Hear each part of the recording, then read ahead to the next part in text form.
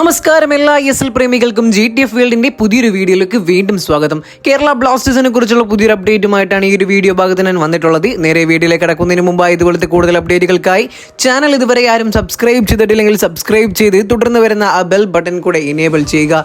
നേരെ നമുക്ക് വീഡിയോയിലേക്ക് കടക്കാം.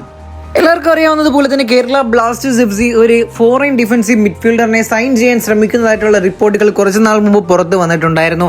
എന്നാൽ കേരള ബ്ലാസ്റ്റേഴ്സ് FC സൈൻ ചെയ്യാൻ ശ്രമിച്ചത് ക്രൊയേഷ്യൻ താരമായിട്ടുള്ള 32 വയസ്സുകാരനായിട്ടുള്ള ഡിഫൻസീവ് മിഡ്ഫീൽഡർ ആയിട്ടുള്ള ഡിയാഗോ സിവലിച്ചിനെയാണ് കേരള ബ്ലാസ്റ്റേഴ്സ് FC സൈൻ ചെയ്യാൻ ശ്രമിച്ചിട്ടുള്ളത്. ഇത് റിപ്പോർട്ട് ചെയ്തിട്ടുള്ളത് IM ഷണായി എന്ന് പറയുന്ന മാധ്യമപ്രവർത്തകനാണ്.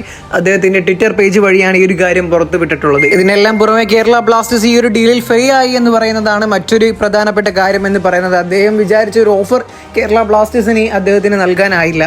2.4 കോടിയോളം രൂപയാണ് അദ്ദേഹത്തിന്റെ മാർക്കറ്റ് വാല്യൂ എന്ന് പറയുന്നത്. ഈ ഒരു മാർക്കറ്റ് വാല്യൂ ആണ് കേരള ബ്ലാസ്റ്റേഴ്സ് FCയുടെ മാനേജ്മെന്റിന് ഈ ഒരു താരത്തിന് വേണ്ടി നൽകാൻ പറ്റാതിരിക്കുന്നത്. ഇനി ഇതൊരു നഷ്ടമാണെന്ന് ചോദിച്ചു കഴിഞ്ഞാൽ ഇദ്ദേഹത്തിന്റെ വയസ്സെന്ന് പറയുന്നത് 32 വയസ്സുകാരനാണ്. അതുപോലെ തന്നെ നിലവിൽ ഇപ്പോൾ കളിച്ചുകൊണ്ടിരിക്കുന്നത് റൊമാനിയയിലെ സൂപ്പർ ലീഗ എന്ന് പറയുന്ന ഒരു ലീഗിലാണ്. അവിടെ ഇദ്ദേഹം 21 മത്സരങ്ങളിൽ നിന്നും 3 ഗോളുകളും അതുപോലെ തന്നെ നിലവിൽ കളിച്ചുകൊണ്ടിരിക്കുന്ന ടീമിന്റെ പ്രധാന സാന്നിധ്യം കൂടെ തന്നെയാണ് ഡിയാഗോ സിവലിച്ച് എന്ന് പറയുന്നത്. എന്തായാലും വീഡിയോ അവസാനിക്കുന്നു. ഇതുപോലത്തെ കൂടുതൽ അപ്ഡേറ്റുകൾക്കായി ചാനൽ ഇതുവരെ ആരും സബ്സ്ക്രൈബ് ചെയ്തിട്ടില്ലെങ്കിൽ സബ്സ്ക്രൈബ് ചെയ്ത് തുടർന്ന് വരുന്ന ബെൽ ബട്ടൺ കൂടെ എനേബിൾ ചെയ്യുക. മറ്റൊരു ദിവസമായി മറ്റൊരു അപ്ഡേറ്റുകൾ വരുന്നവരേക്കും എല്ലാവർക്കും stay tuned our channel. Thanks for watching.